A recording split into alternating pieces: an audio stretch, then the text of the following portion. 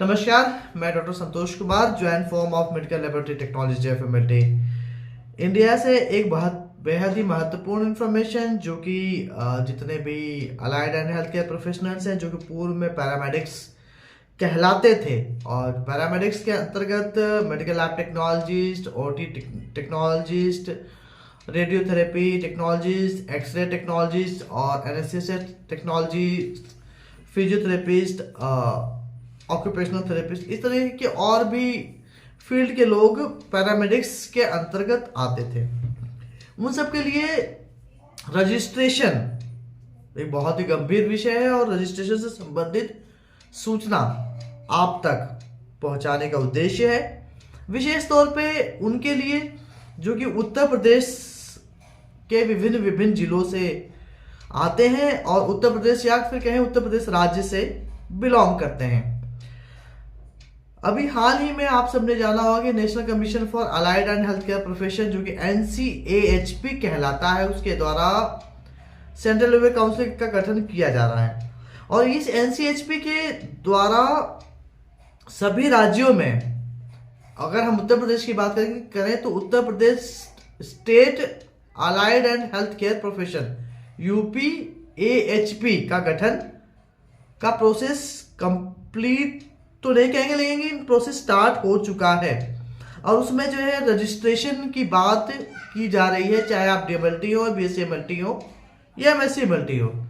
अब प्रश्न ये है कि जो DMLT है, अब अच्छा अभी जो है, अब मैं अगर आप देखेंगे तो राइट साइड में इंफॉर्मेशन भी दिख रही है कि पैरामेडिकल के लिए state allied and health care council का गठन कर दिया गया है। उसके बारे में मैं थोड़ा सा आपको विस्तार से भी बताऊंगा कि उसमें क्या क्या चीजें कही गई हैं। और ये जो आप देख पा रहे हैं, ये इंफॉर्मेशन जो है वो लखनऊ की है कि पैरामेडिकल के लिए, अब पहले वो पैरामेडिक्स होते थे, अब वो AHP हो गए, allied and health care profession. मुझे लगता है बहुत सारे लोगों को पता भी होगा, जिनको नहीं पता कमेंट बॉक्स में कमेंट जरूर डालिए। आप सब लोगों को बताना ये है कि किस तरीके से आपका रजिस्ट्रेशन होगा और रजिस्ट्रेशन किसका होगा। इस संबंध में जो है आप एक दूसरे को जरूर बताएं, शेयर करें, जो भी चैनल पर नए हैं सब्सक्राइब करें, विशेष तौर से उत्तर प्रदेश के जो साथी हैं। अब दो तरीके का रजिस्ट्रेशन होना, जो आप अभी न्यूज देखेंगे, जो मैं न्यूज आपको बताऊंगा उसको और भी विस्तार से थोड़ा मैं बता ही देता हूं कि उसमें कहा गया है कि जिन पैरामेडिक्स का already UP state medical faculty में रजिस्ट्रेशन है उनको दोबारा से allied and health care profession UPAHP में कराना होगा। अब दो बातें हैं, एक तो जो already UP state medical faculty में रजिस्ट्रेशन जिसका हो चुका है, ठीक है ना, तो उनको दोबारा कराना पड़ेगा। अब ऐसे बहुत सारे साथी हैं उत्तर प्रदेश के विभिन्न जिलों में जो कि लैब्स में काम कर रहे हैं या फिर कहें लैब्स का संचालन भी कर रहे हैं, परंतु उनका यूपी स्टेट मेडिकल फैकल्टी में रजिस्ट्रेशन नहीं हुआ है। अब उनका क्या होगा, ये गंभीर विषय है और इस पे चर्चा करने की आवश्यकता है, इस पे जागरूक होने की आवश्यकता है कि उनका क्या होगा ये।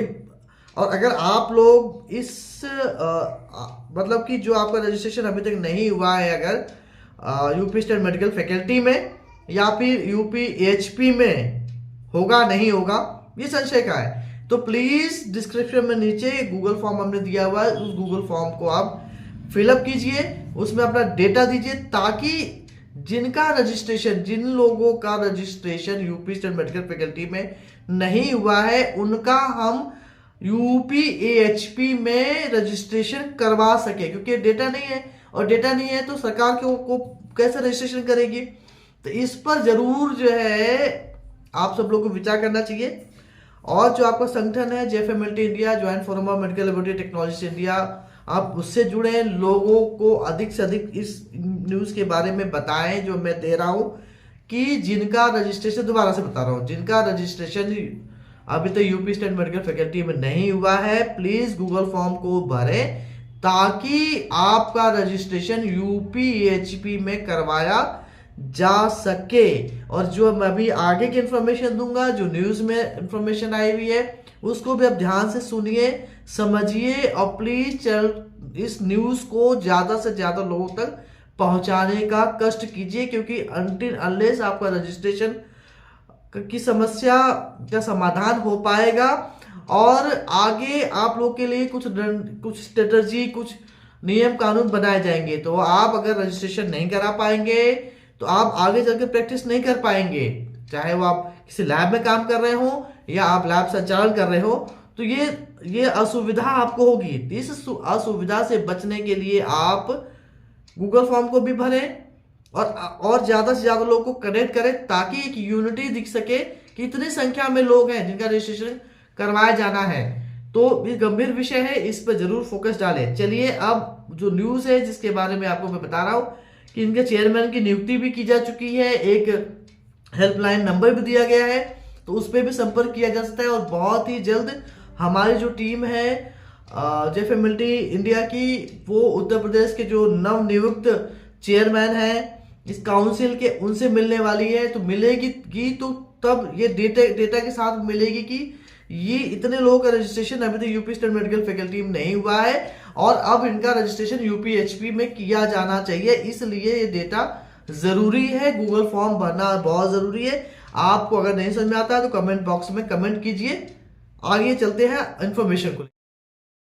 चलिए, जो मैं आपको अभी थोड़े देर पहले मैंने आपको इन्फॉर्मेशन दी थी, आप यहाँ देख पाएंगे कि पैरामेडिकल के लिए state allied and health care council का गठन ये इन्फॉर्मेशन लखनऊ की है। लैब, एक्सरे, ईसीजी टेक्नीशियन आदि के पंजीकरण के लिए उत्तर प्रदेश राज्य सहसबद्ध एवं स्वास्थ्य देखरेख परिषद UP state allied and health care council, जो मैं आपको बता चुका हूँ पूर्व में, यूपीएएचपी का गठन किया गया है। अभी तक स्टेट मेडिकल फैकल्टी में ही पैरामेडिकल का पंजीकरण होता था। अब इस सभी पैरामेडिक्स को नई काउंसिल में फिर से पंजीकरण कराना होगा। काउंसिल का कार्यालय स्टेट मेडिकल फैकल्टी परिसर, Sarvepalli mall Avenue road, Lucknow है।